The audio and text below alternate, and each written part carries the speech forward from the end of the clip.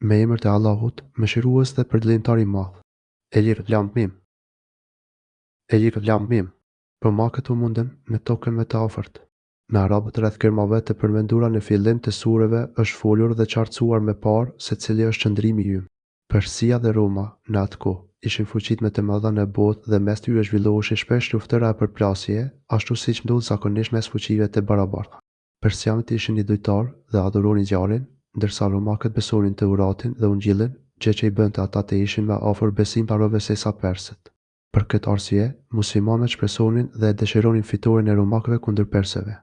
Ndërsa idhujtarët Quraysh, duke qenë të ngjashëm me idhujtarin me persët, dëshironin fitoren e persëve. Ndodhi që persët fituan kundër romakëve në një luftë të zhvilluar mes tyre në pjesën më të afërt të tokës, që e kishin nën sundim persianët. Kjo solli gëzimin e idhujtarëve Quraysh të Mekës dhe trishtimin e muslimanëve, por në ajetin vijues Allahu i lartësuar i njofton muslimanët se romakët do të fitojnë në një përballje tjetër të tyre me persët. U mundën bizantinët. U tefsiru sure Rum ajetje. Në afërsitë e tokës arabe, por ata pas thyerjes së tyre, me siguri do të fitojnë. U tefsiru sure Rum ajetje. Brenda 7-9 disa vjetëve, me të vërtetë, vendimi i Perëndisë është para humbjes dhe pas fituries. Dhe atë ditë do të gëzohen besimtarët. Por pas disfatës së tyre, ata do të ngadhënjejnë brenda pak viteve. Do me thënë, brenda një afati 3-9 vjetë. Ai na njofton gjithashtu se si fitoria e persëve, ashtu edhe ajo e romakëve ndodhen me dëshirën e përcaktimin e Allahut, çështja është në dorë të Allahut, fillim e mbarim. Fitoria nuk është produkt vetëm i marrjes së masave njerëzore dhe përgatitjes, por ajo është e lidhur ngushtë dhe nuk mund të dalë jashtë përcaktimit dhe vullnetit të Zotit. Mendimin e Perëndisë, ai ndihmon këtë dojë dhe ai është i plotfuqishëm dhe mëshirues. Atë ditë, besimtarët do të gëzohen për ndihmën e Allahut. Ditën kur romakët do t'i mundin persianët do të gëzohen besimtarët muslimanë. Ata do të gëzoheshin në fitoren e romakëve mbi persët, edhe pse të dyja palët ishin mohues të besimit të drejtë, por një e keqe mund të jetë më e vogël se një e keqe tjetër. Ndërsa idhujtarët do të trishtoheshin. Ai ndihmon atë që do dhe ai është i gjithfuqishëm e mëshirëplot. Ai është ngallënjimtari e krenari, që me pushtetin dhe krenarinë e tij ka ngallënjur mbi të gjitha krijesat dhe i ka nështruar ata. Allahu ja jep pushtetin dhe mbretërimin atij që ai do dhe ja heq prej duash atij që ai do. Ai krenon dhe lartëson atë që ai do dhe poshtron dhe përul atë që dëshiron. Allahu është edhe mëshirëplot me robërit e tij besimtar. Me mëshirën e tij të plot, ai u mundson atyre çdo gjë që bën të mundur lumturinë dhe triumfin e tyre. Me mëshirën e tij, ai u sjell atyre mirësi dhe ndihmë përmes rrugëve që ata nuk i mendojnë llogarisin. Ky është premtimi i Perëndisë, e Perëndia nuk ka thënë premtimin e vet, por shumica e njerëzve nuk e dinë. Ky është premtimi i Allahut, dhe Allahu nuk e thyen premtimin e vet, jeni të sigurt në këtë premtim dhe keni bindje të plot se kjo do të ndodhë patjetër. Kur zbritën ajetet me këtë premtim, besimtarët u gëzuan dhe e pritën plot shpresë gëzimate, ndërsa idhujtarët me kasemuan dhe i vunë në dyshim këto premtime. Madje, disa besimtarë diskutojnë me idhujtarët, duke shprehur sigurinë e plot se ajo ngjarje do të ndodhte brenda një periudhe jo më shumë se 10 vjeçare, duke vënë bazë për këtë çështje. Allahu i lartësuar bëri që të fitonin romakët dhe t'i dëbonin persën nga ajo tokë që u pa të marrë me parë, dhe kështu u plotësua premtimi i Allahut të madhruar. Kjo ishte një profeci rreth çështjeve të fshehta që u vërtetuan u dëshmuan nga muslimanët dhe idhujtarët e asaj kohe. Por shumica e njerëzve nuk e dinë. Ata nuk e dinë se premtimi i Allahut është i vërtetë. Ka shumë njerëz të cilët nuk i besojnë premtimet e Allahut dhe i mohojnë shenjat dhe shpaljet e tij. Ata dinë vetëm anën sipërfaqësore të kësaj jete, ndërsa për jetën tjetër janë të pakujdesshëm indiferent. Ata njohin anën e jashtme nga jeta e kësaj bote. Këta janë ata të cilët nuk dinë, pra, nuk dinë realitetin e gjërave dhe as gjykojnë drejt për përfundimin e çështjeve. Allahu i lartësuar na tregon se ata njohin anën e jashtme nga jeta e kësaj bote. Vështrimi i tyre është i kufizuar vetëm në lidhjen shkake pasojë. Për ta ka rëndësi vetëm përmbushja e kushteve për të ardhur pasoja. Nëse kushtet janë plotësuar, atëherë, sipas tyre, pasoja duhet të realizohet patjetër dhe është e pamundur që të mos ndodhë. Gjithashtu, nëse shkaqet nuk janë plotësuar, është e pamundur që të ndodhin pasojat dhe përfundimet. Ata i kanë zemrat të lidhura vetëm me shkaqet dhe nuk shohin as pak tek ai që sjell shkaqet dhe bën të mundur pasojat, tek ai që i ka në dorë shkakun, pasojën dhe forcën ndikuese të çdo gjëje përndaj jetës tjetër janë plotësisht të pavëmendshëm. Zemrat, prirjet, motivet dhe dëshirat e tyre janë lidhur ngushtë dhe kufizuar vetëm me stolitë dhe kënaqësitë mashtruese të kësaj dynjaje. Ata punojnë vetëm për këtë botë dhe përkushtohen tërësisht e plotësisht pa saj, duke i kthyer shpinën tërësisht ajeretit dhe duke e lënë tërësisht në harresë ditën e takimit me Zotin. Për ta nuk ka xhenet që të përmallohen për të hyrë edhe nuk ka zjarr, nga i cili të friksohen dhe të ruhen. Ata nuk besojnë që një ditë do të dalin para Allahut për t'u marrë në llogari, që t'i shqetësojnë në çdo çast dhe të ruhen nga padrejtësitë dhe mosbesimi. Kjo është shenjë për fatësinë e robit dhe faktin që ai është tërësisht i pavëmendshëm për ajeretin. I çuditshëm është fakti se shumë nga ky lloj njerëzish kanë arritur në çështjet e dunjas nivel të jashtëzakonshëm të inteligjencës dhe diturisë. Ata kanë arritur të prodhojnë dhe shpikin gjërat të habitshme në fusha nga më të ndryshme të shkencës. Kanë ndërtuar mjete toksore, detare, ajrore, elektrike. Ata kanë çuditur botën me këto arritje dhe i shohin të tjerët shumë të dobët. Madje, i shohin të tjerët me nënçmime për buzje, ndërkohë që, nga ana tjetër, janë njerëzit më të lehtë e më të paditur në çështjet e fesë dhe besimit të Zotit. Ata janë më të pavëmendshmit e më të shkujdesurit për ajeretin. Ata nuk dinë asgjë rreth përfundimit të çështjeve. Vetëm të urtët dhe të mençurit që shohin me dritën e Zotit dinë të dallojnë ignorancën e këtyre të mjerëve, që kotën e mosbesimin dhe humbjen e tyre, që enden të pasigurt në përskutat e kësaj dynjaje, pa iman dhe pa qëllim për jetën e tyre. Ata kanë harruar Allahun, ndaj Allahu i bën të harrojnë vetveten dhe të mirën e saj. Pikërisht këta janë njerëzit më të prishur që kalojnë çdo kufi të Zotit. Njerëzit të urtë dhe të ditur, ku shohin aftësitë e mëdha dhe mbrejtësinë e këtyre në çështjet e dynjas dhe që, nga ana tjetër, janë të privuar nga logjika dhe urtësia për të gjykuar drejt rreth besimit në Zot dhe qëllimit të jetës. Ata e kuptojnë mirë dhe binden se çdo çështje dhe gjykim për njerëzit është në dorën e Zotit. Ai udhëzon ata që ai do dhe lën e humbja atë që ai do. Udhëzimi dhe ndriçimi i mendjes është në dorën e Zotit. Kjo guashton edhe me shumë frikë ndaj Zotit. Ne e lutim Allahun që të na e plotësojë dhe vazhdoj atë që ne i kërkojmë, pra, dritën e urtësisë, mençurisë dhe imanit të pastër, derisa ta takojmë atë dhe të dalim para tij. Në fakt, nëse njohurive dhe mbretësisë në çështjet e dynjas do të shtohej edhe imani i pastër, atëherë kjo do të sillte një mirësi të madhe dhe një jetë të këndshme që në këtë dynja.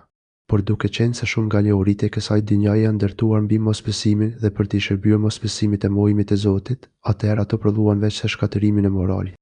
Vallë, a nuk mendojnë ata për vetveten? Perëndia ka krijuar qiellin dhe tokën dhe ato që gjenden në mes tyre vetëm me qëllim dhe afat e caktuar. Me të vërtetë, shumica e njerëzve nuk besojnë në takimin me Zotin e tyre. A nuk meditojnë ata për veten e tyre? Këta mohues të profetëve të Zotit dhe të takimit me të, a nuk meditojnë pak në veten e tyre?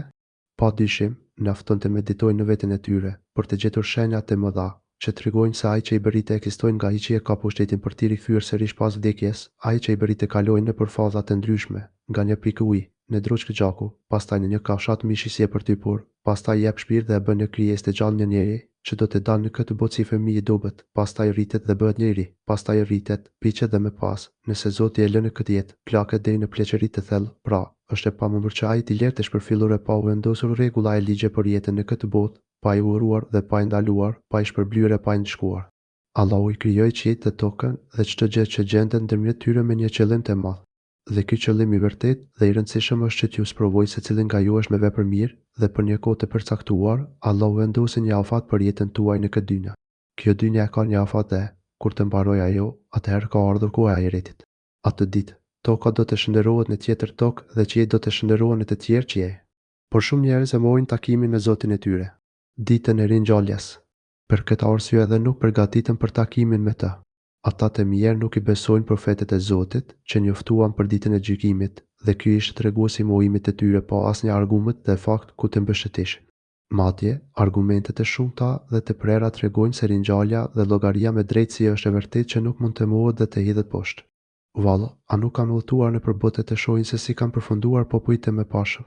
Ata kanë qenë më të fortë se këta dhe tokën e kanë shfrytzuar dhe punuar më mirë se që e punojnë këta, e pejgamberët e tyre u kanë sjellë argumentet e qarta. Perëndia nuk u ka bërë atyre zullum, por ata vetvete si kanë bërë zullum. A nuk meditojnë ata për veten e tyre? Këta mohues të profetëve të Zotit dhe të takimit me të, a nuk meditojnë pak në veten e tyre?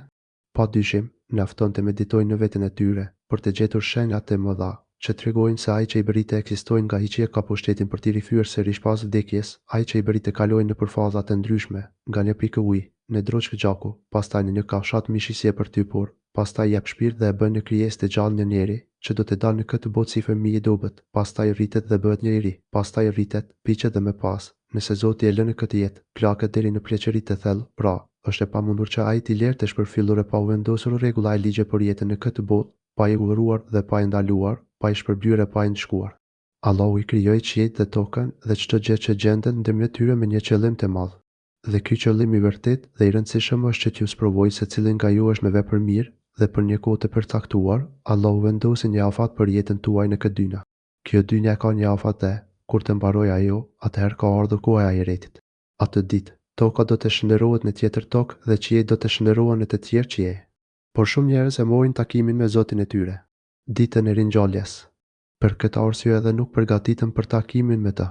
Ata të mirë nuk i besojnë profetet e Zotit që njoftuan për ditën e gjykimit dhe ky ishte treguesi mohimit të tyre pa asnjë argument dhe fakt ku të mbështeteshin. Madje, argumentet e shumta dhe të prera tregojnë se ringjallja dhe llogaria me drejtësi është e vërtetë që nuk mund të mohet dhe të hidhet poshtë. A nuk udhtojnë ata nëpër tokë e të shohin se siç e përfundimi atyre që ishin më parë? Ata ishin edhe më të fortë se këta dhe e punuan dhe e ndërtuan tokën më shumë se sa këta. Atyre u erdhën të dërguarit me fakte të qarta. Allahu nuk u bëri asnjë padrejtësi atyre, por ata i bën padrejtësi vetvetes. Allahu i madhruar na nxit që të udhtojmë në tokë dhe të shohim e mësojmë se siç e përfundimi i atyre që i mohuan profetët dhe kundërshtuan rrugën dhe porositë e tyre. Ata popull të zhdukur ishin më të fortë se këta të sotmit dhe lanë në tokë me shumë gjurmë, si kështjella apo vepra të çuditshme. Ata jetuan mes pemëve të shumta, me bimësi të dendur e ujë të bollshëm. Por atyre nuk u bën dobi këto gjëra kur mohuan profetët, që u sollën argumente e shenja të qarta, që tregonin për të vërtetën dhe saktësinë e kumteve që sollën prej Zotit. Kur të udhtonin nëpër tokë, në vendbanime të popullve të zhdukur do të shihni që ato kanë mbetur si gërmadha të frikshme, pa jetë pa banor në to. Përveç kësaj, ata i ndjekën nga pas edhe nami i keq e përbuzja e krijesave për ta. Ky, në fakt, është një nga ndshkimet e tyre në këtë dynja, i cili është edhe fillimi i dënimit në ahiret. Të gjithë ata popull të shkatëruar ishin të padrejtë keqbërës. Allahu nuk u bëri asnjë padrejtësi, por ishin ata që i bën padrejtësi vetvetes, duke u bërë shkaktar të dënimit. Pastaj, përfundimi i atyre që punuan keq, që e keqja e madhe, nga se i përgënjeshtronin ajetet e Perëndisë dhe talleshin me to. Në fund, përfundimi i atyre që bën punë të këqija ishte më i keqi.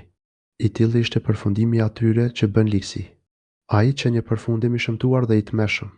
Shkak për këtë përfundim ishte fakti se, për shkak se ata i mohonin argumentet e Allahut dhe talleshin me to. Ky ishte ndëshkimi për ligësitë dhe gjinohet e tyre. Për taljet dhe mohimin e tyre, ata do të marrin ndëshkimin më të madh dhe të dëmshëm. Perëndia e fillon krijimin prej asgjëje, e pastaj e përsërit pas vdekjes dhe pastaj tek ai do të ktheheni. Allahu e fillon krijimin, pastaj e rithën atë dhe, në fund, tek ai do të ktheheni të gjithë.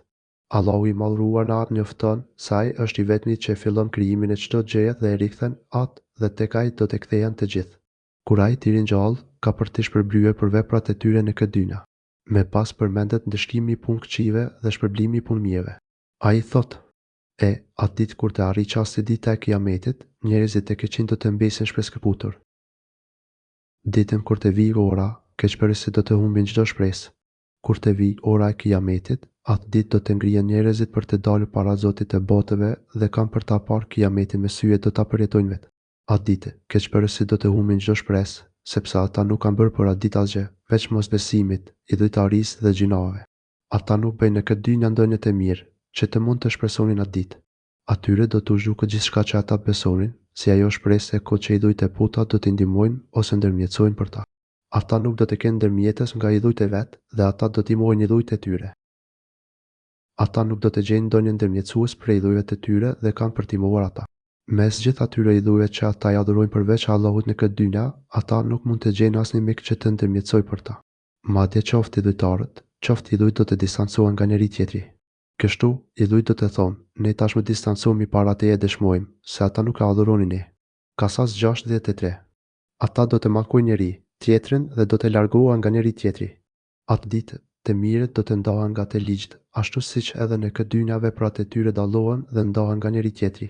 Ata që kanë besuar dhe që kanë punuar vepra të mira në kopshtin e xhenetit do të jenë të gëzuar. Sa u përket atyre që besojnë dhe bëjnë vepra të mira, ata do të jenë të gëzuar nëpër kopshte.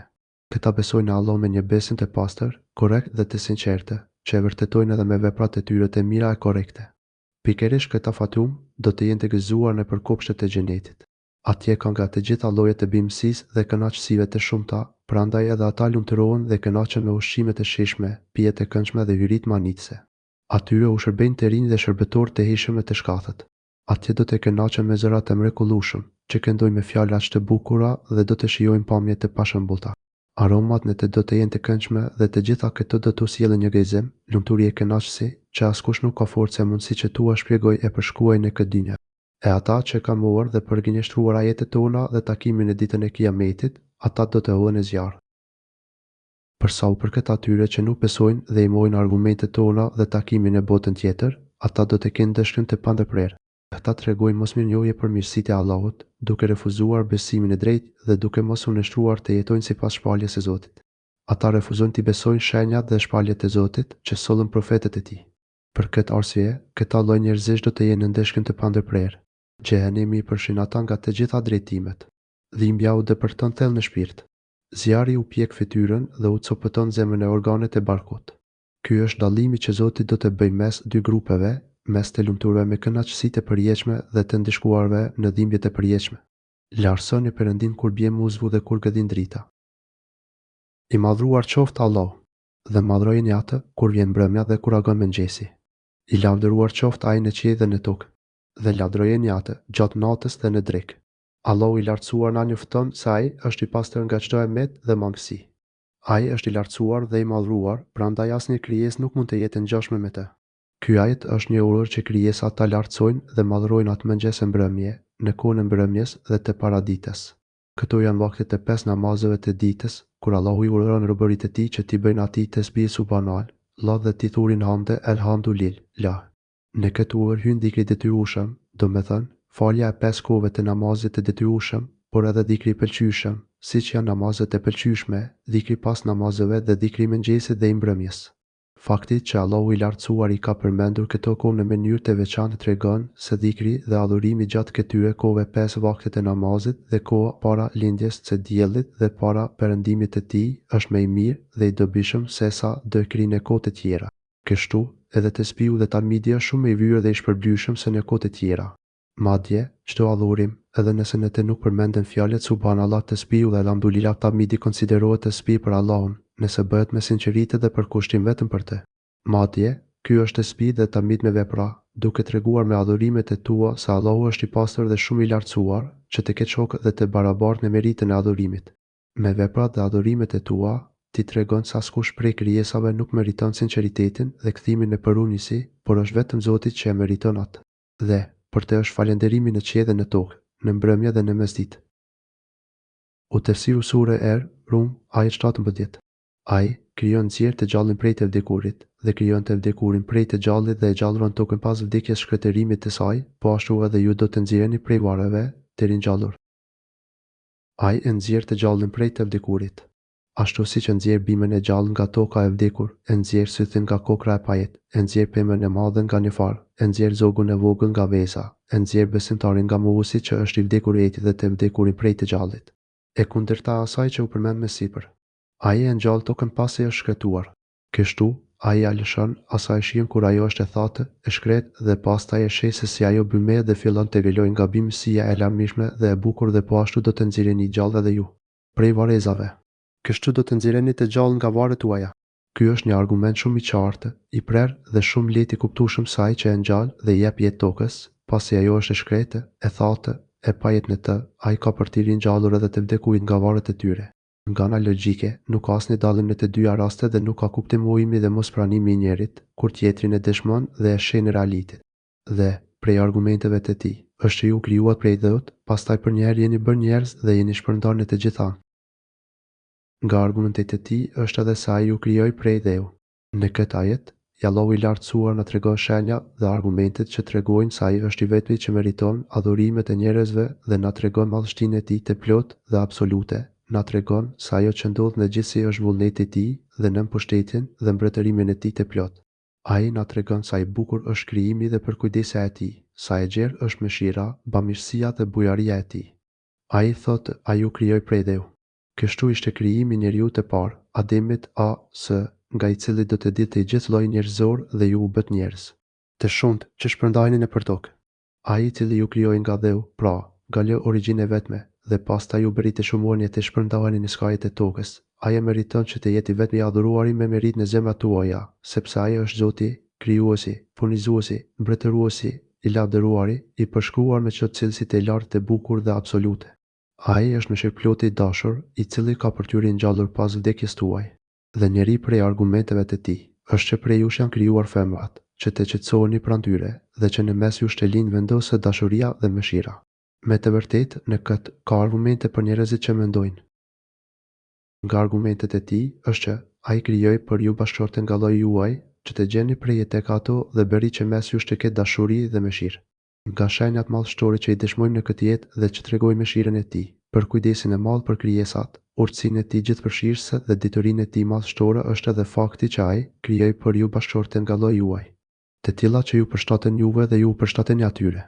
Ai ju ka bërë për njeri tjetrin dhe vendosi ngjashmëri mes jush në aspekte të shumta. Me diturinë, urtësinë e mëshirën e tij, ai bëri këto gjëra që të gjeni preje tek ato dhe bëri që mes jush të ketë dashuri dhe mëshirë. Ai bëri të mundur që ju të gjeni preje, qetësi, dashuri e mëshirë tek njeri tjetri që përmbushen gjatë martesës suaj. Ai ju dhuron kënaqësi trupore e shpirtërore, por edhe shumë dobi e përjetime të mrekullueshme kur ju dhuron fëmijë. Në këtë mënyrë, mes ju shforcohet dashuria e mëshira dhe ju merrni përsipër përgjegjësitë e familjes. Shtëpia juaj bashkëshortore është vendi i qetësisë dhe preje suaj mes gruas dhe fëmijëve që i doni dhe ju duan. Njeriu nuk e gjen diku tjetër dashurinë, prehin e mëshirën që gjen në familjen e tij. Në këtë ka argumente për njerëzit që mendojnë. Ata vënë e përdorin mendjen e tyre për të medituar në shenjat e argumentet e Allahut në krijimin e tij. Nëse mediton në çdo fazë të jetës së njeriut, e sheh për kujdesin e vazhdueshëm të Zotit në çdo çast të jetës. Dhe njeri prej argumenteve të tij është krijimi i qiejve dhe i tokës dhe lloj-llojshmëria e gjuhëve tuaja dhe ngjyrave tuaja rasave. Me të vërtetë, në këtë ka argumente për të diturit. Nga argumentet e tij është krijimi i qiejve e i tokës. Dijetarët janë ata njerëz që e kërkojnë diturinë, të cilët arrin të kuptojnë mesazhet dhe mësimet e nxjerra nga ato, duke medituar në ajetet e Zotit. Ajetet që na tregojnë për këtë janë të shumta. Prej shenjave madhështore të Zotit është edhe krijimi i qiellit dhe i tokës dhe i gjithçkaje mes tyre. Kjo tregon për madhështinë e pushtetit dhe mbretërimit të Allahut të lartësuar, për fuqinë e tij absolute për gjithçka, nëpërmjet së cilës i bëri të ekzistojnë të gjitha këto krijesa madhështore. Nëse do të shohim përpikmërinë dhe rregullsinë e këtij krijimi, do të bindemi se ai që i përkreu dhe vuri ato rregull të përpiknë të është i urtë dhe me dituri të gjerë dhe të pakufishme, sepse krijuesi duhet të di mirë gjithçka që ka lidhje me ata që krijon. Allahu thotë: "I shihni ose i thoni fjalët tuaja haptas, nuk ka dyshim se ai e di çfarë fshini në zemrat tuaja. A nuk e di ai që ka krijuar, kur ai di në imtësi çdo sekret." Mulk 13:14. Nëse do të shohim dobitë e mëdha që ka vendosur në to dhe gjërat e domosdoshme për jetën dhe gjallësat, atëherë do të bindemi se Allahu është i gjithëmshirshëm, që kujdeset për krijesat me bujarinë dhe mirësitë e tij të panumërta. Nga ky krijim madhështor kuptojmë, gjithashtu, se Allahu vepron gjithçka që ai dëshiron dhe zgjedh dhe vendos çfarë të dëshirojë për çdo çështje me urtësinë e tij të pashëmbullt. Për këtë arsye, ai e meriton që të jetë i vetmi që meriton adhurimet e krijesave, si një dhe i pashoq.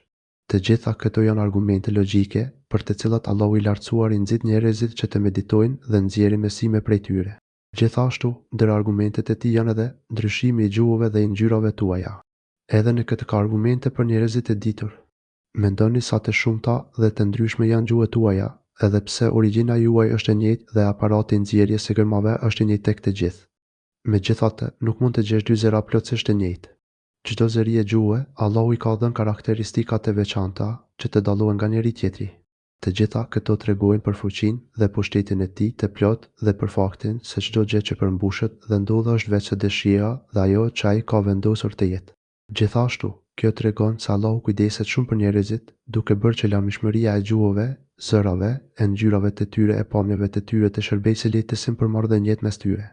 Mendo pak si do të ishte, nëse këto do të ishin të njëjta dhe sa dobi do të mungonin. Dhe njëri prej argumenteve të tij është gjumi juaj, natën dhe ditën dhe kërkesa juaj nga dhuntit e tij. Me të vërtetë, në këtë ka argumente për njerëzit që dëgjojnë. Nga argumentet e tij është edhe gjumi juaj gjatë natës dhe ditës, edhe përpjekja juaj për të fituar nga të mirat e tij. Në këtë ka argumente për njerëz që dëgjojnë. Për ata që dëgjojnë me një mënyrë të tillë që bën të mundur të kuptohen mesazhet e urta të ajeteve të Zotit. Kjo tregon për mëshirën e madhe të Allahut, siç ka thënë, prej mëshirës së tij, ju a bëri natën dhe ditën për të pushuar dhe për të përfituar nga begatitë e tij dhe që të jeni mirënjohës. Kasas 73. Gjithashtu, kjo tregon edhe për urtësinë e tij të madhe. Kjo urtësi e kërkon që njerëzit të qetësohen në një kohë të caktuar dhe të çlodhen e rigjejnë forcat, që pastaj të ngrihen e të shpërndahen në një kohë tjetër, që ti mundsojnë vetes të mirat të dinjas dhe të ahiretit. E gjitha kjo nuk mund të ndodhë aq bukur dhe natyrshëm, nëse nuk ka natë dhe ditë që zëvendësojnë njëra tjetrën. Pra, Allahu, që është i vetmi që i ka krijuar këto mirësi, ai meriton që të adhurosh si një dhe të vetëm. Dhe njëri prej argumenteve të tij është paraqitja e vetimës, frikë dhe shpresë, e që ua dërgon shiun prej qiellit, që me të gjallërohet toka pas shkretërimit të saj. Me të vërtetë, në këtë ka argumente për njerëzit që mendojnë. Nga argumentet e tij është edhe vetëtima që ai ua tregon për t'ju frikësuar dhe për të shpresuar dhe nga qielli lëshon shi, me të cilën e ngjall tokën pasi ka vdekur. Nga shenjat e tij është edhe zbritja e shiut nga qielli, nëpërmjet të cilit marrin jetë vendet dhe gjallësat.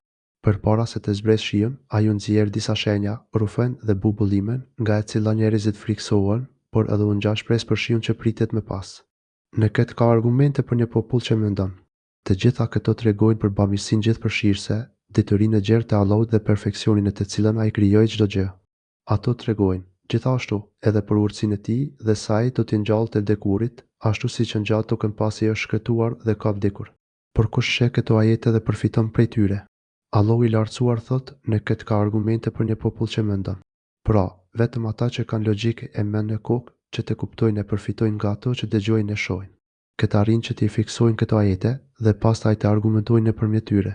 Dhe njëri prej argumenteve të tij është që qiejt dhe toka qëndrojnë sipas udhërit të tij, pastaj kur t'ju thërret ai me një të thirrur nga toka, ju atëherë, për një herë do të dillni do të ringjalleni. Nga argumentet e tij është edhe se ai bën të qëndrojnë qielli dhe toka me urdhrin e tij. Pastaj, kur ai t'ju bëj thirrjen e tij, për ringjallje, ju me një herë do të dillni prej tokës. Me urdhrin e tij qëndrojnë qiejt dhe toka dhe nuk bien të shkatërohen. Me pushtetin dhe fuqinë e tij, Allahu i bën ato të qëndrojnë dhe, kur ai të dëshirojë, do t'i bëjë që, me një thirrje, ato të dalin nga toka për llogarin para tij. Kështu, ai që i mban qiejt dhe tokën, ai e ka pushtetin për ringjalljen dhe llogarinë, siç thotë i lartësuari, s'ka dyshim se krijimi i qiejve dhe i tokës është çështje më e madhe se krijimi i njerëzve, por shumica e njerëzve nuk e din. Ghafir 57. Dhe atij i përkasin çka ka në qiell dhe në tokë. Të gjitha i përulën atij. Pronë e tij është gjithçka që ndodhet në qiell e në tokë dhe vetëm atij janë e shtruar të gjithë. Është ai që e fillon krijimin dhe pastaj e përsërit atë dhe kjo. Përsëritja është edhe më e lehtë për të. E krijimi e risjellja në jetë e krijesave pas vdekjes është më e lehtë për të se sa fillimi i krijimit. Duhet thënë se kjo vlen sipas logjikës dhe arsyetimit tonë, sepse për Allahun çdo gjë është e lehtë. Atëherë, sipas logjikës sonë, nëse ai është i plotfuqishëm që të fillojë krijimin nga hiçi, dhe kjo është diçka që e pranojmë dhe e pohojmë, rikthimi i këtyre krijesave në jetë pas vdekjes së tyre është më i thjeshtë dhe më i pranueshëm logjikisht. Në ajetet e mësipërme, ai përmendi shenja madhështore, nëpërmjet të cilave mund të nxjerrin mësime ata që dinë të marrin mësim, mund të marrin këshill besimtarët dhe të shohin e të ndriçohen të usuarit. Në vijim, ai përmend një çështje shumë të rëndësishme dhe madhështore, në të cilën kërkohet që të meditojmë thellë dhe të pohojmë me bindje e fortë. Atij i takon përshkrimi më i lartë në qiell në tokë. Allahut i takon përshkrimi me cilësitë më të larta, të plota dhe absolute. Nga çdo cilësi e plotë dhe e bukur, atij i takon më e plota dhe absolutja. Atij i takon dashuria e plotë, pendimi i sinqertë e kthimi me përunjësi në shtrim e bindje nga adhuruesit e tij të dashur, besimtarët e sinqertë. Vetëm ai meriton ta lavdërojnë, ta përlevdojnë, ta kujtojnë dhe adhurojnë robërit e tij. Ky është kuptimi i shembullit dhe përshkrimit më të lartë të përmendur në ajet. Prandaj dhe dietarët, kur flasin për cilësitë e Allahut, thonë për çdo cilësi të plotë dhe të bukur, me të cilën përshkruhen krijesat. Krijuesi i tyre është më parsor dhe i merituar që të përshkruhet me to, por në formën më të plotë e absolute, të tillë që askush nuk mund të krahasohet e të parafërsohet atij në ato cilësi. Nga ana tjetër, për çdo cilësi të mangët, që krijesat e konsiderojnë si mangësi, ndaj urrejnë ato, Allahu e meriton më tepër që të jetë i pastër prej tyre dhe të mos përshkruhet me to. Ai është ngallënimtari i urti. Allahut i takon krenaria, fuqia e pushtetit plot dhe urtësia e gjerë. Me pushtetin, forcën e ngallënimin e tij, ai krijoi krijesat dhe vendosi për të urrëresat dhe ligjet. Ndërsa me urtësinë e tij, ai e përkreu gjithçka që e bëri të ekzistonte dhe çdo ligj që e vendosi ndër krijesat dhe sipas të cilit duhet të adhurojmë atë të jetojmë. Ai krijon prej asgjëje dhe ai e përsëriti atë, për të kjo është shumë lehtë. Ati I përkasin virtytet më të larta në qiell dhe në tokë. Ai është I plotfuqishëm dhe I gjithdijshëm.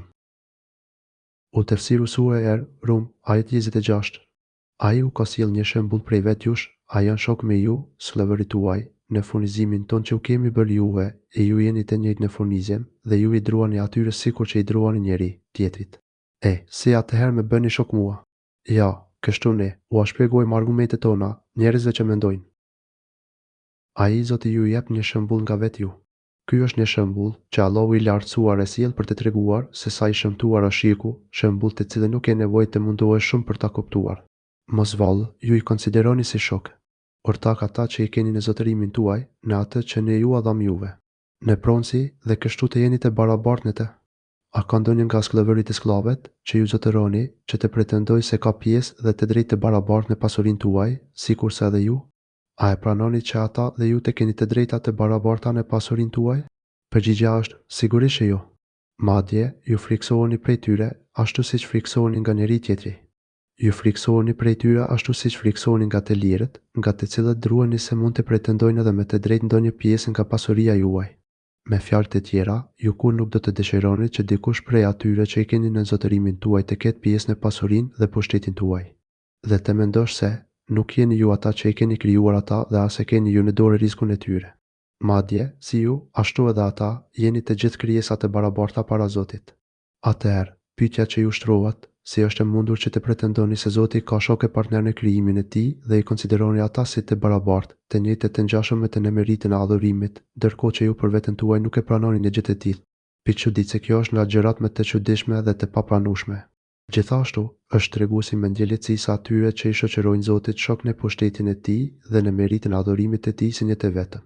Ajo që ata trijllojnë është e kotë dhe e gabuar dhe kursesi nuk mund të jetë ngjashme me Zotin dhe as të meritojnë do pakalluri. Kështu guasharojmë faktet njerëzve që mendojnë. Kështu I qartëson Zoti argumentet e tij, duke sjellë shembuj të qartë të kuptueshëm. Por këtë I kuptojnë vetëm njerëzit që mendojnë, ata që e logjikojnë realitetin e gjërave dhe arsyetojnë të vërtetën. Ndërsa ata që nuk logjikojnë, edhe nëse u shqellon e qartëson argumentet dhe u sjell çdo shembull për të kuptuar, ata nuk kanë logjikë që të mund të shohin mesazhin, të qetësohen dhe të gjejnë rrugën. Ajetet dhe shembujt u jepen të mençurve që ata t'i kuptojnë dhe të logjikojnë rreth tyre. Nga ky shembull kuptohet qartë se ai që I shoqëron Zotit shok e të barabartë dhe I adhuron ata, mbështetet të kërkon ndihmë atyre për çështjet e tij. Ai nuk ka asnjë argument për këtë çështje. Atëherë, shtrohet pyetja, çfarë I bën ata që t'i përkushtohen kësaj kotësie, e cila është shumë e qartë dhe e dushme? Përgjigjja, pasimi I epsheve të tyre dhe parapëlqimi I tyre mbi të vërtetën dhe Zotin e madhëruar. Por, zullumçarët nga padjenia ndjekin qefet e veta. Kush do ta udhëzojë atë që e ka humbur Perëndia? Dhe, për ta, nuk ka kurfar ndihmësi. Por ata që e ngarkuan veten me padrejtësi, shkuan pas dëshirave të tyre, pa patur as pak deturi. Ata janë shpirtrat e mangët dhe kjo mangësi duket qartë në atë se me çfarë janë të lidhura dhe çfarë dëshirojnë e synojnë. Si të tillë, ata lidhen me diçka që çdo logjik e pastër dëshmon se është jo e drejtë dhe çdo natyrë e papërlyer e refuzon dhe nuk e pranon. Ata pasojnë kotësit pa pasur asnjë lloj njohurje dhe asnjë fakt që do t'i udhëzon të drejtë tyre. Kush mund ta sjellë në rrugë të drejtë atë që Allahu e ka lënë të humbur? Mos u çudit as pak në mos udhëzimin e tyre, sepse Allahu I ka lënë në humbje për shkak të padrejtësisë dhe ligjësive të tyre. Dhe atë që Allahu e ka lënë në humbje, askush nuk mund ta udhëzojë. Askush nuk mund të kundërshtojë Zotin dhe ta ndalojë vullnetin e tij, sepse ai është I vetmi dhe absolut në pushtetin dhe sondimin e tij. Ai nuk e ndan pushtetin e tij me asnjë. Ata nuk do të kenë asnjë ndihmëtar. Askush nuk ka për t'i ndihmuar kur mbi ta të përmbushet urdhëri për dënim. Atëherë, ata nuk do të kenë asnjë forcë e mundësi për të shpëtuar nga ky dënim. Drejtohu me përkushtin në fenë e drejtë, krijimtarinë e Perëndisë, sipas të cilës ai ka krijuar njerëzit. S'ka ndryshim në krijimtarinë e Perëndisë. Kjo është fe e drejtë, por shumica e njerëzve nuk e dinë. Allahu I lartësuar na urdhëron për të patur sinqeritet me të në çdo gjendje dhe për të përkushtuar në zbatimin e fesë dhe udhëresave të saj. Ai thotë, përkushtohu me gjithë qendjen tënde në fenë e drejtë monoteiste, natyrën e pastër fillestare, në të cilën Allahu I krijoi njerëzit. Përkushtohu dhe drejtohu tërësisht në fenë e tij, pra, në Islam, iman dhe ihsan. Përkushtohu, o njeri, me gjithë zemrën, trupin dhe synimet e tua, për të përmbushur me përpikmëri udhëresat e kësaj feje, qoftë ato të dushmet e të shfaqura, qoftë ato të fshehurat e të padushmet. Ndër adhurimet e shfaqura janë namazi, zakati, agjërimi, haxhi. Nga adhurimet e fshehta e të padushme janë dashuria për Zotin dhe fenë e tij, frika prej tij, shpresa për mëshirën e shpërblimin e tij, kthimi, pendimi e nështrimin ndaj tij. Grata më e lartë në të gjitha këto lloj adhurimesh është grata e Isamit, që do të thotë të adhurosh Zotin ashtu siç do të bëje po ta shije haptazi, sepse edhe nëse nuk mund të shohësh haptazin në këtë dynja, ai të sheh ty. Kjo kërkohet të gjitha adhurimet t'i bësh me këtë përkushtim. Po të vëresh me kujdes, Allahu i lartësuar ka urdhëruar që të kthejmë fytyrën, sepse kjo shprehje përmban edhe kthimin e zemrës dhe trupit. Ndërsa hanifën do më thënë, duke u drejtuar me gjithë zemër drejt Allahut dhe duke ju larguar çdo gjë tjetër veç tij. Pastaj i lartësuari tregon se ky urdhër që po na jep është në përputhje të plot me natyrën e pastër që ai na ka krijuar. Ai thotë në fenë e drejtë monoteiste, në natyrën e pastër fillestare, në të cilën Allahu i krijoi njerëzit. Ai e ka bërë që kjo fe të jetë e pranuar dhe e bukën e mendit të njerëzve, ndërsa çdo devijim e largim nga ajo të jetë i shëmtuar dhe i papranuar. Allahu i lartësuar ka bërë që të gjitha dispozitat e ligjet e tij, si ato që rregullojnë punët e jashtme të dukshme ashtu edhe ato që rregullojnë punët e brendshme të fshehura, të jemëse të logjikshme, të pranueshme për zemrat e të gjithë njerëzve. Madje, ai ka bërë që ata të anojnë drejt tyre. Allahu ka bërë që krijesat ta duan të vërtetën dhe të drejtën. Kjo është natyra e pastër për të cilën Zoti na tregon. Ai që del nga kjo origjinë e bën këtë për shkak të ndonjë faktori që e ka trazuar dhe dëmtuar natyrën e tij. Siç thot profeti Asa, çdo njeri lind në natyrën e pastër islame, pastaj prindërit e tij e kthejnë në Jehud, në të krishterë ose në zjarputist. Askush nuk mund ta tjetërsojë atë që ka krijuar Allahu. Askush nuk mund të transformojë krijimin e Allahut dhe të bëjë që krijesat të kenë formë dhe natyrë tjetër fillestare nga ajo që u ka dhënë Zoti. Ajo është feja e drejtë. Kjo që ne po ju urojmë është feja e drejtë, feja dhe rruga e drejtë që të çon drejt Zotit dhe shpërblimit e bujarisë së tij. Ai që drejtohet në fytyrë, zemrën dhe gjithë qenieve drejt Zotit si hanif, pra, duke njësuar Zotin dhe duke u larguar nga adhurimi i çdo gjëje tjetër veç tij, ky njeri përpiqet të lufton që të ndjekë rrugën e drejtë në të gjitha ligjet e porositë e Zotit, por shumica e njerëzve nuk e dinë. Nuk e njohin fen dhe rrugën e vërtetë, por edhe nëse e njohin, nuk e pasojnë atë. Duke i drejtuar atij Perëndis, ruajuni atij dhe falni namazin e mos u bëni si ata që i bëjnë shok atij. Kthehuni tek ai. Me pendim e bindje, kijeni frikë atë, faleni rregullisht namazin. Ky është një shpjegim i hollësishëm për mënyrën se si ta kthejmë fytyrën drejt Zotit. Kjo bëhet me kthim te Zoti i penduar, i nështruar ndaj tij, duke drejtuar të gjithë forcat për të kënaqur atë. Kjo presupozon që trupi i bindet asaj që gjendet në zemër. Me fjalë të tjera, duhet përkushtim për të përmbushur të gjitha adhurimet, qofshin ato që shfaqen haptas, qoftë ato që bëhen fshetas dhe brenda në zemër. Gjithashtu, kthimi tek Zoti nuk mund të realizohet veçse duke ju larguar edhe gjinave, si atyre të dukshme të shfaqura, ashtu edhe atyre të fshehura. Prandaj i lartësuari thotë, kijeni frikat dhe faleni rregullisht namazin. Kështu, kthimi i fytyrës drejt fesë së Zotit bëhet përmes kryerjes së urrësave dhe largimit nga ndalesat. Allahu i lartësuar përmend në mënyrë të veçantë faljen e namazit, sepse falja e namazit të mundson një kthim të sinqert tek Zoti me nështrim e përunjësi, si dhe të mundson arritjen e devotshmërisë, sikurse ka thënë Allahu i lartësuar, falja rregullisht namazin. Me të vërtetë, namazi të largon nga veprat e këqija dhe padrejtësitë. Kjo do të thotë se falja rregullisht e namazit të mundson devotshmërinë. Pastaj thotë, përmendja e Allahut është më e madhe e adhurimeve. Allahu i di të gjitha veprat që bëni ju. Ankebut 45. Kjo është një nxitje për kthim të vazhdueshëm tek Zoti, duke e përmendur atë në çdo gjendje. Në vijim, i lartësuar i thotë, e mos u bëni si idhujtarët. Mes ndalesave, ai përmendi ndalese më të rëndësishme që, nëse robi nuk i largohet atij, nuk i pranohet asnjë punë, pra, shirkun. Ai tha, e mos u bëni si idhujtarët. Shirku bjen dështërsisht me kthimin tek Allahu, në bazë të së cilës është sinqeriteti me Allahun në çdo drejtim. Në vijim, duke folur për gjendjen e shëmtuar të idhujtarëve, Allahu i madhëruar thotë, si ata që fenë e vete kanë përçarë dhe janë ndarë në grupe, e çdo grup është i kënaqur me atë që ka para vetes, të cilët e përçan fenë e tyre. Feja e Zotit është një vetme, sinqeriteti plot në adhurimin e Allahut se një vetëm, por këta idhujtar u përçan dhe u ndan në grupacione. Prej tyre ka që adhurojnë idhujt dhe putat, e të tjerë adhurojnë hënën dhe diellin. Ka të tjerë që adhurojnë evlijat dhe njerëzit e mirë. Prej tyre ka që janë jehud dhe të tjerë janë krishterë dhe u ndan në grupe. Çdo grup i shirkuti qëndron besnik vetëm doktrinës së vet, duke hedhur poshtë çdo grup tjetër, madje duke i luftuar ata ku secili grup i gëzohet idesë së vet. Secili grup gëzohet me njohuritë që ka, edhe pse janë në kundërshtim me ditërinë e profetëve. thjesht u gëzojnë ideologjisë së tyre dhe mendojnë se ajo është e vërteta dhe çdo gjë tjetër është e kotë. Kjo është një këshill e qartë për muslimanët që të mos përçohen dhe të largohen nga e vërteta. Ata nuk duhet të përçohen për çështje jo të qarta. Nuk duhet që, për kundërshtimet të justifikueshme, ata të gjykojnë njëri tjetrin si të humbur dhe të largohen nga njëri tjetri.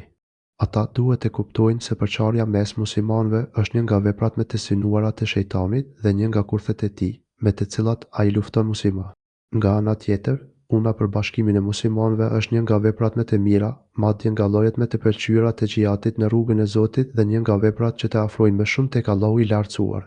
Në ajetet më sipër, Allahu i lartësuar përmendi kthimin tek ai me pendim, për ulje në shtrim ose atë që quhet elinabe. Kjo është e lëvdueshme kur bëhet me zgjedhje si në kohë vështirësish, ashtu edhe në kohë qetësie, si në kohë sprove, ashtu edhe në kohë mirësie e begatje. Ndërsa në ajetet në vijim ai përmend atë që quhet inabe literarie, pra, kthimi detyruar, që ndodh vetëm në rast vështirësie e ngushtësie. Në këtë rast, kur vështirësia mbaron, me të përfundon edhe kthimi tek Zoti. Sigurisht ky lloj kthimi është i padobishëm. I lartësuari thotë: kur njerëzit i godet ndonjë e keqe, ata i lutën Zotit e vet, duke ju kthyer vetëm atij, e pastaj, kur ai t'u jap të shijojnë mëshirën e tij, atëherë një grup prej tyre i bëjnë shok Zotit e vet. Kur njerëzit i prek ndonjë e keqe, ata me përulje i lutën Zotit të tyre, duke ju drejtuar vetëm atij. Kur ata i kap ndonjë sëmundje, frikë, unë pasurie, ata me përulje i lutën Zotit të tyre, duke ju drejtuar vetëm atij. Ata i harrojnë idhujt e tyre, sepse e din mirë se fatkeqësitë i largon vetë Allahu. Por kur Allahu jep atyre nga të mirat e tij, disa prej tyre i përshkruajnë shok atij. Pasi ai shëron nga sëmundja, ja largon frikën e fatkeqësinë, atëherë disa prej tyre i përshkruajnë shok Allahut. Kështu e shikojnë ata kthimin te Zoti. Ata i kthehen përsëri shirkut dhe i përkushtohen atyre lidhjeve që nuk kanë në dorë asgjë, as të largojnë fatkeqësi, as të sjellin mirësi, as të shpëtojnë nga varfëria apo të dhurojnë pasuri. Për ta mohuar atë që u kemi dhe ne, u thuhet atyre: kënaquni me që së shpejti do ta dini. Le të mohojnë atë që ne u kemi dhënë dhe le të kënaqen se më vonë do ta kuptojnë. Kjo është mos mirënjohje për atë që u dha Allahu, duke i shpëtuar nga vështirësitë. Përse nuk i pranojnë këto mirësi të mëdha, duke shprehur mirënjohjen dhe sinqeritetin e vazhdueshëm për Allahun në të gjitha gjendjet. A mos vallë u kemi dërguar ne atyre ndonjë argument që flet për atë që më bëni mua shok ata? A mos vallë u kemi shpallur atyre ndonjë argument që u flet për atë? Idhuj që ata më përshkruajnë mua. Mos vallë ju kemi zbritur atyre ndonjë argument për saktësinë e idhujtarisë së tyre, apo që i bën të këmbëngulje në rrugën e idhujtarisë, apo që u mëson se rruga e profetëve është rrugë e kotë dhe rruga e tyre është e vërteta e sigurt. Pi çudit se ku është ky argument që i bëjnë të kapen fort pas të idhujtarisë së tyre dhe refuzimit të rrugës së profetëve. Argumentet logjike dhe ato të shpalljes, librat e qiellit, profetët dhe me të zgjedhurit e krijesave kanë ndaluar rreptësisht nga shirku dhe nga ndjekja e çdo rruge që të çon tek ai. Të gjithë kanë gjykuar se çdo mendje dhe fe që udhëron për shirk është e kotë dhe e shkatruar dhe kjo rrugë është vetëm një trillim dhe mashtrim i dënueshëm dhe i pafalshëm nga Zoti.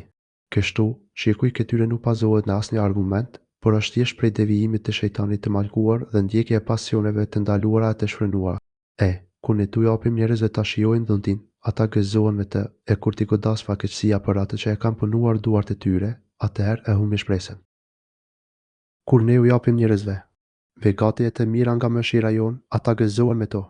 Allahu i lartësuar na tregon për gjendjen e shumicës së njerëzve gjatë sprovave, qoftë gjatë vështirësive, qoftë gjatë mirësive dhe bollkut.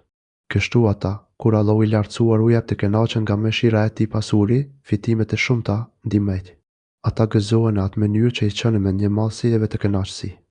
Ata nuk gëzohen në mënyrë të tillë që t'i nxjisë për mirënjohje ndaj Zotit dhe për unësi për begatitë e dhuruara nga ai. Por nëse ata i godet ndonjë e keqe për shkak të veprave të tyre, atëherë ata humbin çdo shpresë. Për shkak të gjinave të tyre, Allahu i lartësuar u lëshon ndonjë fatkeqësi e sprovë dhe pika atëherë ata humbin çdo shpresë. Ata humbin çdo shpresë, duke menduar se varfëria kur nuk do t'u largohet, se sëmundja kur nuk do të shërohet eq. Kjo tregon ignorancën e tyre të thellë dhe se sa të paditur janë ata rreth Zotit dhe veprave të tij të urta dhe të mëshirshme. Vallë, a nuk din ata se Perëndia i jep furnizim të gjerë dhe ja pakson kujt të doj. Me të vërtetë, për këtë ka argument për njerëzit që besojnë. Po, a nuk e shohin ata se Allahu ja shton rrezikun atij që do dhe ja pakson atij që do? E gjithë e mira dhe e keqja është në dorë të Allahut të lartësuar. është Allahu ai që e shton, e pakson dhe e përcakton për robërit. Nëse robi e di dhe është i bindur për këtë fakt, atëherë është tërësisht e pavend dhe e pakuptueshme që të dëshpërohet. Kështu, o ti njeri logjikshëm, mos e kufizo shikimin vetë se në shkaqet dhe të mendosh se pasojat vinë ose mungojnë vetëm nëse krijohen ose jo shkaqet, por lidhe zemrën tënde me atë që krijon si shkaqet, ashtu edhe pasojat. Është Allahu ai që ka në dorë shkaqet dhe pasojat, dhe vetëm me lejen e tij funksionon ky ligj. Besimtari e di mirë këtë fakt dhe është i qetë, prandaj i lartësuar i thotë, në gjithë këtë ka argumente për njerëzit që besojnë. Këta janë ata që dinë të kuptojnë dhe të lexojnë drejt shtimin dhe ngushtimin e rrezikut që Zoti u bën njerëzve. Ata kuptojnë dhe e shohin qartë urtësinë, mëshirën, pamirësinë dhe bujarinë e Allahut. Të gjitha këto janë të mjaftueshme që zemrat e tyre të përkushtohen në lutje drejtuar Zotit për shtimin e rrezikut dhe për çdo çështje tjetër. I jepi ata afërmit të drejtën e tij, edhe të varfërit edhe udhëtarit që kanë ngel në rrugë. Kjo është nëse mirë për ata që e duan kënaqësinë e Perëndisë, e të tillët janë të shpëtuar. Prandaj, jepi të afërmit atë që i takon, edhe të varfërit, edhe udhëtarit. I jepi nga pasuria jote të afërmëve të tu, në varësi të afërsisë dhe të nevojës së tyre. I jepu atyre hakun ashtu siç ka nxitur sheriati i Zotit përmes shpenzimeve të detyrueshme, zakatit, sadakave, dhuratave, pamirësisë, selamit të nderimit, gjithashtu duke toleruar gabimet e tyre, me mirësjellje e durim ndaj vrasësisë së tyre. Kështu ju jepet haku të afërmëve, po kështu jepi edhe miskin, që e ka rënduar varfëria e skamja, atë që ka nevojë për të plotësuar nevojat dhe për të përmbushur domosdoshmëritë e jetës së tij, me ushqime, pije, veshmbathje strehim. Ibnu Sebi quhet ai udhëtar që ka mbetur larg vendit e tij dhe supozohet që të jetë në nevojë të mëdha, sepse ai nuk ka pasuri dhe as nuk mund të punojë e të fitojë gjatë udhëtimit të tij, ndryshe nga ai që është në vendin e vet, i cili, edhe nëse nuk ka ndonjë pasuri të mëdha, në të shumtën e rasteve mund të ketë ndonjë zanat dhe aftësi që të punojë në vendin e vet dhe të përmbushë nevojat. Kjo është arsyeja që i lartësuari ka bërë të varfërin dhe udhëtarin e mbetur në mes të rrugës prej kategorive që përfitojnë nga zakati. Kjo është shumë më e mirë për ata që synojnë kënaqësinë e Allahut. Dhënia prej pasurisë për të afërmit, të varfërit dhe udhëtarit është shumë më e mirë për ata që synojnë kënaqësinë e Allahut, domethënë për ata që me këtë punë synojnë kënaqësinë e Allahut. Kjo është një mirësi shumë e madhe dhe sjell shpërblime të pamata. Ajo është nga veprat më të mira dhe të shpërblyeshme tek Zoti, që u sjell dobi edhe të tjerëve, përveç atyre që punojnë. Megjithatë, nëse ajo nuk bëhet me sinqeritet për kënaqësinë e Allahut, atëherë kjo nuk i sjell mirësi dhe nësit, edhe pse mund të përfitojë marrësi. Allahu i madhruar thotë, në shumë bisedat e tyre të fshehta nuk ka asnjë të mirë, përveç atyre që këshillojnë për sadaka, për ndonjë të mirë ose për pajtim mes njerëzve. E kush i bën këto duke pasur për qëllim vetëm kënaqësinë e Allahut, ne do t'i japim shpërblim të madh. Nisa 114. Nga ajeti kuptohet se këto vepra të përmendura kanë mirësi, sepse përfitojnë edhe të tjerët, por ai që i bën ato duke synuar të kënaqë Allahun, ai do të marrë shpërblime edhe me të mëdha nga Allah. Ata janë të shpëtuarit. Ata që i bëjnë këto punë të mira me qëllimin e pastër për të kënaqur Allahun, pikërisht ata janë muflian, që fitojnë shpërblimin e Allahut dhe shpëtojnë nga ndëshkimi i tij. Të hollat që i jepni për të ushtuar me të hollat e njerëzve tjerë, nuk do të shtohen te Perëndia, kurse çka do që të japin nga lëmosha, për të arritur kënaqësinë e Perëndisë, të atillëve do të shumë fishohen të mirat. Në ajetet më sipër, Allahu na tregoi për veprat me të cilat arrihet kënaqësia e tij, ndërsa në vijim Allahu na tregon për ato punë me të cilat arrihet përfitimi në këtë botë. Ai thotë, ajo pasuri që jepni për ta shtuar. Me kamate nga pasuritë e njerëzve nuk ka për të shtuar tek Allahu. Nëse pasurinë shtesë, për të cilën nuk keni nevojë, u a japni njerëzve me qëllim që të fitoni më shumë prej tyre, kjo lloj pune nuk ju sjell ndonjë fitim tek Zoti, sepse asaj mungon kushti kryesor për pranimin e një vepre, sinqeriteti për të kënaqur Zotin. Po kështu është e padobishme edhe ajo vepër me të cilën synohet fama dhe dukat të njerëzit. Ajo është e pavlefshme tek Allahu dhe nuk e shton pasurinë e njerëzit. Ndërsa ata që japin pasuri si zekat me qëllim që të kënaqin Allahun, atyre do të shumë fishohet. Shpërblimi. Pasurinë që jepet për hir të tij. Allahu e quan zekat, domethënë pastrues që ju pastron nga cilësitë e keqia si kopratësia e zemër, ngurtësia, si dhe pastruesi pasurisë suaj nga mosdënia. Ajo është një vepër e mrekullueshme që përmbush nevojat e të varfërve. Por, edhe një herë, është kusht i domosdoshëm që me këtë vepër të synohet kënaqësia e Allahut, sepse ai thotë, ata që japin pasuri si zekat, me qëllim që të kënaqin Allahun, atyre do t'u shumë fishohet shpërblimi. Këtyre, Allahu i lartësuar premton se do t'u ashtojë shpërblimin dhe sevapët. Allahu i lartësuar e ka quajtur pasurinë që e shpenzojnë për hir të tij si zekat, pra, pastrues të shpirtit dhe të pasurisë së robit. por nëse jepet sadaka nga një njeri I cili ka njerëz në përgjegjësinë e tij, që kanë nevojë të domosdoshme ose kanë borxhe që duhet shyer, dhe ky jep sadaka dikujt tjetër, kjo është e papranueshme ligjërisht dhe nuk është sadaka e shpërblyer.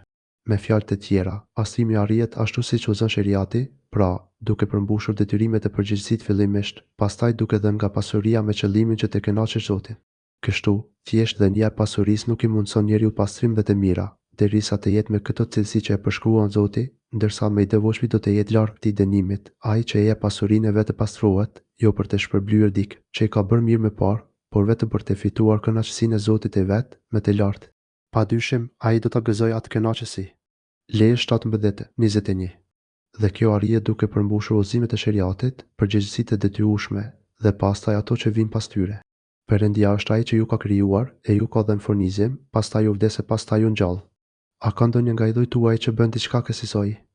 Ai është I lavdëruar dhe I lartësuar nga ajo që ata I bëjnë shok atij. Është Allahu ai që ju ka krijuar ju, që ju furnizon, që ju bën të vdisni e pastaj do t'ju ringjall. A ka ndonjë prej zotave tuaj që mund të bëjë diçka nga këto? I pastër dhe I lartësuar është ai nga ajo që ata I shoqërojnë. Allahu I lartësuar është I vetmi dhe I pashosh në fuqinë për t'ju krijuar, furnizuar, për t'ju bërë të vdisni dhe që t'ju jap përsëri jetën. Asnjë dhe asgjë nga idhujt që u lutën idhujtarët nuk ka në dorë asgjë nga këto çështje. Atëherë, si mundet që ata t'i shoqërojnë atij, që është I vetëm në gjithë pushtetin e tij, diçka që është e mangët dhe nuk ka asnjë thërmi pushtetin në asnjë drejtim? I lavdëruar dhe I madhruar qoftë Allah. I pastër është ai nga çdo gjë që I shoqërojnë të paditurit. Atë nuk e dëmton asgjë, por dënimi bie mbi ata që bëjnë shirk. U shfaqën nga tërësa në tokë dhe në depërat që punuan duart e njerëzve, që t'u jap të shijojnë pjesë nga ajo që kanë punuar për t'u kthyer ata në përmirësim. Për shkak të veprave, të keqia të njerëzve janë shfaqur të keqia në tokë e në det. Është përhapur dhe mbizotëron prisha në tokë dhe në det. Është prishur mënyra e jetesë me mangësitë dhe me të transformimet që janë përhapur. Po kështu, edhe në vetët tuaja janë përhapur sëmundje fatkeqësi të shumta. Të gjitha këto kanë ndodhur për shkak të punëve shkatërimtare të vetë njeriut. Allahu I madhruar na njofton se të gjitha këto kanë ndodhur që ata të shijojnë një pjesë të ndëshkimit që meritojnë, që ta kuptojnë se Allahu ka për të ndëshkuar për veprat e tyre dhe një pjesë të këtij ndëshkimi ai u jep si shembull në këtë dynja, në mënyrë që ata dhe me shpresë që të kthejnë rrugë nga të këqijat, të kthejnë rrugë dhe të rreshin se punuari ato punë që u shkaktojnë e sjellin shkatërimin. Kështu do të bëhet I mundur rregullimi I gjendjes dhe veprave të tyre. I lavdëruar qoftë ai që është I butë dhe I mëshirshëm edhe kur sjell ndëshkime për të rregulluar gjendjen e tyre. Nëse do t'i ndëshkonte për të gjitha padrejtësitë që bënin, nuk do të lindte mbi faqen e dheut asnjë gjallësë. Thuaj o Muhamedi, udhtoni nëpër botë e shikoni si ka qenë përfundimi I të mëpashmëve, shumica e tyre kanë qenë idhujtarë. Thuaj, udhtoni nëpër tokë dhe shikoni se si që përfundimi I atyre që ishin më parë. Ky është një urë për të udhëtuar me trup, me mendje dhe me zemër, në mënyrë që të meditojmë dhe të nxjerrim mësime rreth fundit të këtyre popullve të shkuar, të cilët shumica prej tyre ishin idhujtarë. Kështu do ta shihni se përfundimi I tyre ishte më I keqi. Mbita goditi një dënim shfarosës dhe I ndoqi një mallkë më I pandashëm nga gjithë krijesat e Zotit. Kështu, atyre nuk ka për t'ju ndarë poshtërimi e ndëshkimi I Zotit. Kështu do të jeni të kujdesshëm që të mos veproni një lloj siç vepruan ata, që të mos ju përshijë edhe ju dënimi I tyre.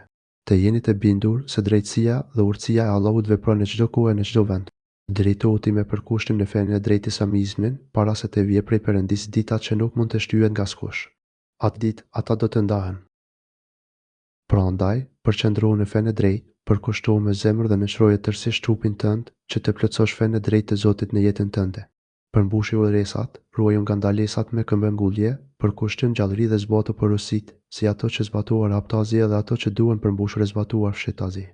Nxito të shfrytëzosh kohën dhe rinin, para se të jetë vonë, para se të vijë dita e kiametit e taktuar nga Allahu, të cilën askush nuk mund ta pengojë. Që të ndodh? Ajo është dita e kiametit, e cila, kur të vijë, askush nuk mund ta kthejë. Atëherë njerëzit nuk mund t'i nisin punëve të tyre nga e para dhe të rregullojnë ndonjë gjë. Në atë çast, kapitulli I veprave është mbyllur dhe mbetet veç se shpërblimi për to. Atë ditë ata, njerëzit e gjindet do të ndahen në dy grupe të shpëtuara e të dënuar. Atë ditë do të shpërndahen dhe do të tubohen në grupe të ndryshme për t'u llogaritur veprat e tyre. Ata që nuk kanë besuar, muhimi është në dëm të tyre, e ata që kanë punuar veprat e mira, vetes I kanë përgatitur të mira. Çdo kush që nuk beson, në Allahun do të përgjigjet për mosbesimin e vet. Çdo kush do të mbaj peshën e vet të mohimit dhe gjinaheve. Askush nuk do të mbaj barën e tjetrit të çdo kush që bën punë të mira, ai po përgatitet për veten e vet. Janë ata që bëjnë punë të mira duke përmbushur detyrimet ndaj Zotit dhe detyrimet ndaj krijesave, ose duke bërë punë të pëlqyeshme vullnetare në këto drejtime. Çdo kush që bën këto punë të mira, i bën për veten e vet. Ata kështu po përgatiten për ahiretin e tyre dhe po e ndërtojnë dynjan me mirë si e mbarsi. Ata po përgatiten për mirësitë e mëdha në vendbanimet e kështjellat e larta në xhenetin e përjetësisë. Pastaj i lartësuar premton me bujarinë e tij. Ata që kanë besuar dhe kanë bërë vepra të mira, Perëndia do t'i shpërblejë nga dhuntit e veta. Ai, me të vërtetë, nuk i dëm mohuesit. Ai Allahu ka për t'i shpërblyer me mirësinë e tij ata që besojnë dhe bëjnë vepra të mira. Shpërblimi i tyre nuk është i kufizuar vetëm me veprat që paraqesin, por Allahu i lartësuar ka për t'u dhënë nga mirësitë e tij të pakufyeshme, prej bujarisë së tij të paon, shumë më tepër se sa që mund të arrijnë me veprat e tyre. Kështu do të ndodhë, sepse Allahu i lartësuar i do ata dhe kur Allahu i madhëruar e do dikë, e mbulon atë me mirësitë e tij të mëdha, ja shton dhuratat dhe begatitë dhe e lumturon me mirë siç e duken, por edhe me ato që janë të fshehta e të padushme. Kështu i trajton Allahu besimtarët, ndryshe nga mohuesit.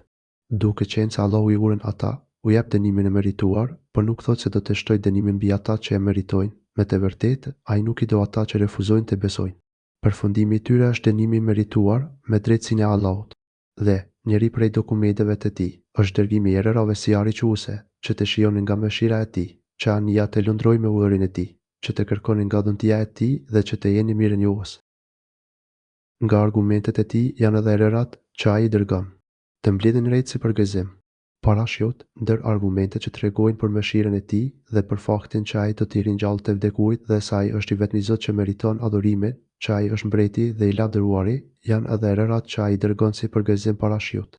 Ai dërgon errërat që mbledhin rejtë dhe kështu shpirtrat qetësohen e lumturohen sepse do të bjerë ju i shumë pritur që ju të mund të përfitoni mirësi. Të shumta nga mëshira e tij, Allahu ju lëshon shiun, nëpërmjet të cilit ai ngjan tokën pas vdekjes së saj dhe gjallërohen mbi mësia, njerëzit e të gjitha gjallësat. Kështu ju e përjetoni mëshirën e tij dhe e kuptoni mirë se është ai me mëshirën e tij, që kujdeset për gjallësat, duke u dhënë jetë dhe furnizim. Duke medituar në këtë fakt, juve ju shtohet dëshira për të kryer edhe më shumë punë të mira, të cilat akoma më shumë bëhen shkak që të hapen depot e mirësive të Allahut dhe mëshirës së tij që anijet e lundrojnë me vullnetin e tij në kërkim të mirësive të tij. Në mes të errësirës, në dete e oqeane, lundrojnë anije me ligjin që ai ka përcaktuar të realizohet në këtë botë. Ai e bëri të mundur diçka të tillë që anijet të lundrojnë me vullnetin e tij në kërkim të mirësive të tij, që të arrini të realizoni jetën tuaj. Ai ju lehtësoi që dhe që të jeni mirënjohës. Të jeni mirënjohës ndaj atij që ju lehtësoi shkaqet e vendosë ligje që ju lehtësojnë punën në këtë jetë. Ky është qëllimi i zbritjes së mirësive, që robi të tregohet mirënjohës ndaj Zotit. Nëse robi e bën këtë, atëherë Zoti jo vetëm që do t'i ruajë të mirat, por edhe do t'i shtojë ato me mirësinë e bujarinë e tij. Ndërsa ata që në vend të mirënjohjes mohojnë e shpërfillin mirësitë e Allahut, ata e kanë transformuar mirësinë e tij në dëmtim dhe ajo mirësi do t'u ikë do të dëshpërohen. Dhe, me të vërtetë, na kemi dërguar pejgamber para teje, te popujt e tyre, e ata u kanë ardhur atyre me argumente të qarta, e i kemi ndëshkuar ata që kanë bërë mëkate, e për ne është që t'i ndihmojmë besimtarët. Ne edhe para te e dërguam profet ndër popuj, të cilët u sollën atyre argumentet e qarta. Edhe në popujt e hershëm para te kemi dërguar profet, kur popujt e cënuan të ujidin e Zotit dhe refuzuan të besojnë në fenë e vërtet dhe të drejtë. Kur njerëzit binin në shirk, Allahu i lartësuar u dërgon të profet që t'i ftonte për të njësuar atë, për të qenë të sinqert dhe për të pranuar të vërtetën. Ata u qartësonin popujve kocine e besimeve të tyre dhe i paralajmëronin për rrezikun e mohimit të Zotit dhe humbjes, ku ishin zhytur. Ata u sillnin popujve argumente dhe fakte të shumta për besimin dhe ftesën e vërtetë të Zotit, por përsëri shumë nga ata nuk i besonin dhe nuk nënshtroheshin për të besuar. Për këtë arsye, i lartësuari thotë, pastaj ndëshkuam ata që bënin padrejtësi e ligësi. Kështu i ndihmonte Allahu besimtarët e sinqertë, pasuesit e vërtetë të profetëve. Ai thotë, është detyrimi ynë që të ndihmojmë besimtarët. Zoti ja ka bërë detyrë vetes që do të ndihmojë besimtarët. Kjo është diçka që do të ndodhë patjetër. Kështu, o ju që nuk besoni Muhamedit se nëse vazhdoni me mohimin e së vërtetës, edhe mbi ju do të godas dënimi dhe ne kemi për t'i dhuruar atij fitoren mbi ju. Perëndia është ai që i dërgon errat, që ato t'i lëvizin rrete, e ai shpërndan ato në përqell si të doj dhe i copton ato në pjesë, e t'i sheshin si bie prej tyre. Me të mund të adhuroj këtë dojnë nga robërit e vetë, e atëherë ata gëzohen për njëherësh. Allahu i lartësuar na njofton rreth pushtetit e tij të plot dhe mirësisë së tij të gjerë, është Allahu ai që i dërgon erat për të ngritur rit. Pastaj i shpërndan në përqiellësit e dojë dhe i ndan në pjesë. Erat formojnë dhe i mbledhin ret dhe pastaj i përhapin ato në qiell, ashtu si ai dëshiron. Ai i shpërndan në përqiellësit e dojë dhe i ndan në pjesë. Atëherë formohen ret e dëndura, që duket sikur qëndrojnë mbi njëra tjetrën derisa nga mesi i tyre fillojnë të dalin pikat e shiut. Ju shikoni se nga ret dalin pika shiu që bie me jeshi. Nëse ky ujë i shumë do të binte i tëri njerësh, do të shkatërronte gjithçka në tokë. Ai e alëshon atë kujt të doj prej robërve të vet që ata gëzohen. Kur shiu bie me ngadalje bucesht, njerëzit gëzohen dhe kënaqen sepse nevoja e tyre është shumë e madhe për të. Edhe pse, me të vërtetë, para se të vijë shiu, kanë qenë të dëshpëruar. Pasi para se të bie raj, shiu, ata janë të dëshpëruar. Para shiut, njerëzit janë të dëshpëruar, por kur ai bie, gëzimi në zemrat e tyre është i papërshkueshëm. Andaj, shikoj gjurmët e mëshirës së Perëndisë, si e gjallëran tokën pas shkretërimit të saj. Ai, me të vërtetë, do t'i ringjallë edhe të vdekurit dhe ai është i pushtetshëm për çdo gjë. Shikoj, o njeri gjurmët e mëshirës së Allahut, se si ai e ngjall tokën pasi është shkretuar. Toka trazohet, çau dhe gëlon nga bimësia.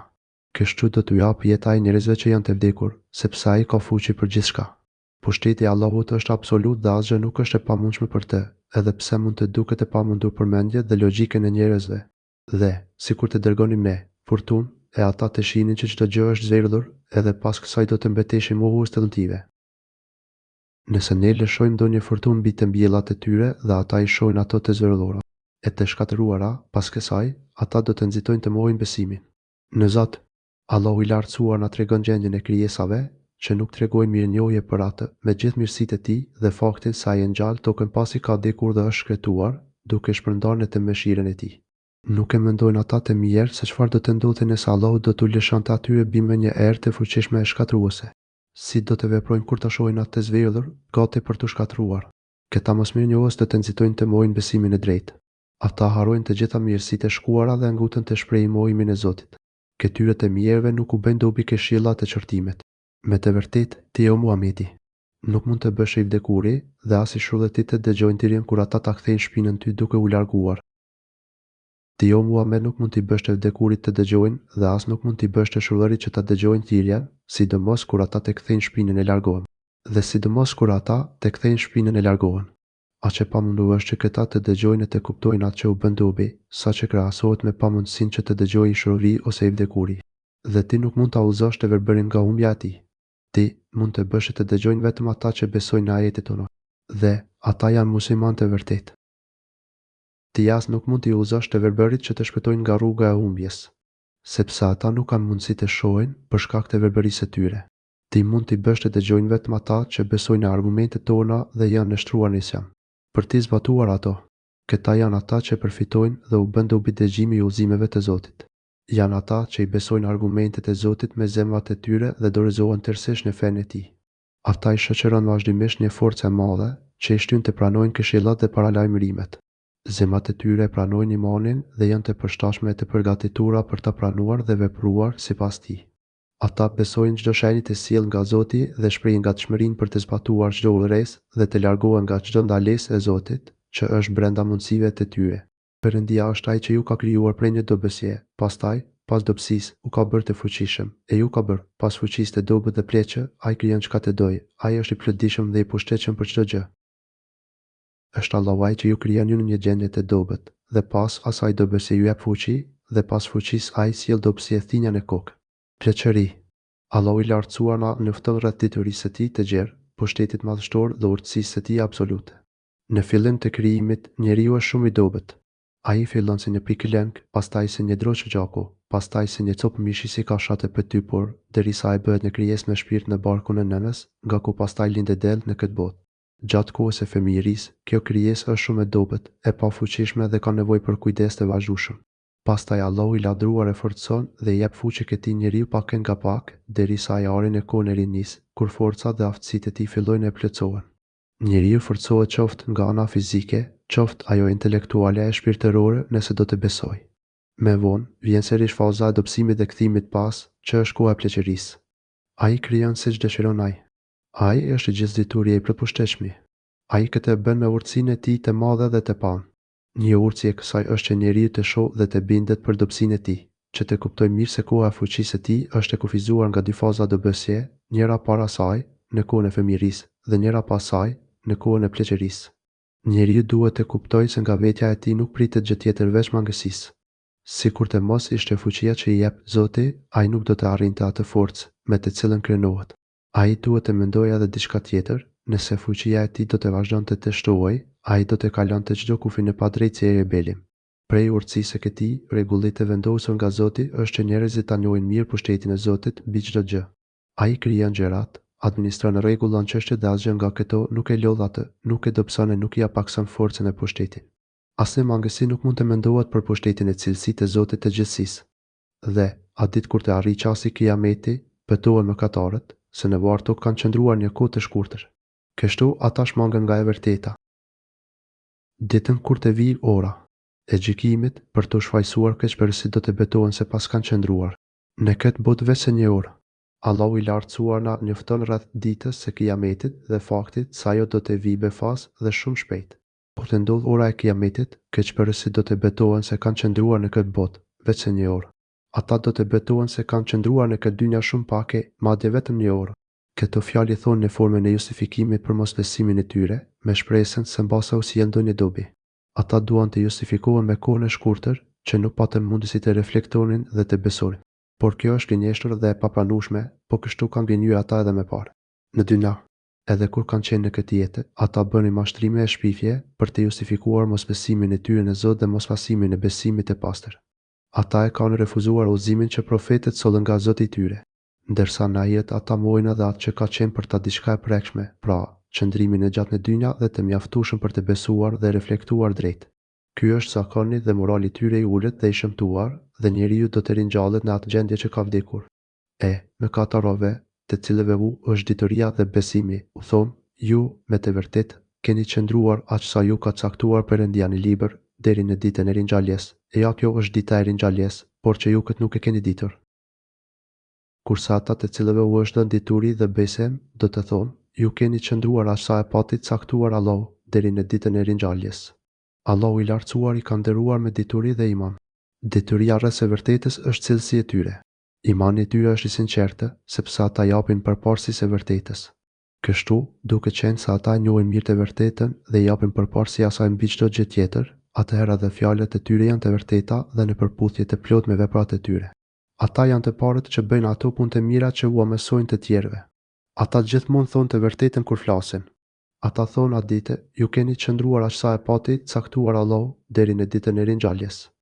Ju keni qëndruar në atë jetë aq sa ishte caktuar në kaderin dhe ligjin e Zotit. Ju jetuat në dynja mjaftueshëm, aq sa çdo njeri mund të mendojë të meditojë dhe kush dëshiron, të mund të nxjerrë mesim. Megjithatë, ju vazhduat me mohim, derisa tani jeni të ringjallur përpara Zotit në pritje të llogarisë. Kjo është dita e ringjalljes, por ju nuk e pranonit.